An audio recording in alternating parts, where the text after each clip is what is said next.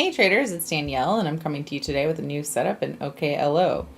So this is one that was pointed out by some of my fellow traders, especially Sam and some of the traders in our trading room. And I like it for a variety of different reasons. Number one, it was up 11.29% by the end of the day. When I first started looking at it, it was up like 8%. Actually, I think it was Bruce was looking at it in our trading room. Anyways, it has 15% short float. So, normally it's not a very good idea to get into something that's already up this much, but when something has short float and it's up that much, a lot of the times they can just gap up the next day because the short sellers are buying to cover. So that's why I like it. You can also see that it's entering the hot zone.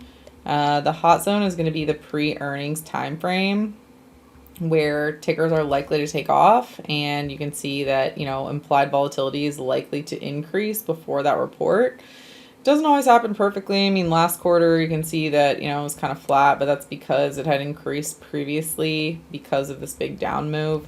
But for the most part, like in a nice trending market, you're generally going to see implied volatility in the options market trade higher going into an earnings report. So if you're looking at a ticker that, has a squeeze and it has high short float and it has, volume coming into it and it's right near previous high, those are all good reasons to look at it for some long calls in that earnings series, or you can do like a butterfly, before earnings at one of these lower targets.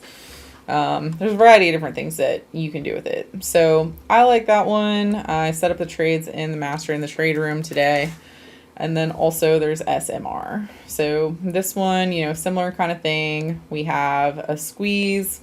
This one actually has 25% short float. So that's even better because there's even more short sellers that will have to buy to cover the higher this thing goes. This one also is in the hot zone, that pre-earnings time frame.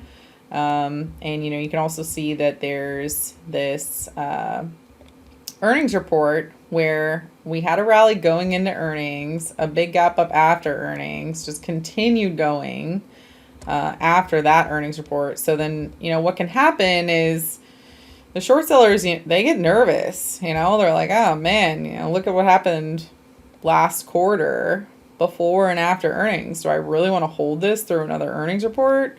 And so you have short sellers that are buying to cover because it's up.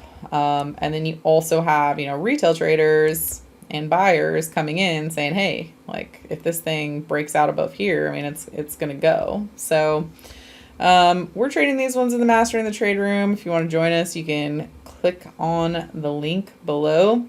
Other than that, I hope you have a great rest of your day. Let me know what you think about the setup, and I'll see you in the next one. Hey traders, thanks for watching this video. If you want to make sure that you get all of our free trading content, make sure you hit subscribe, and also give us a like and comment down below.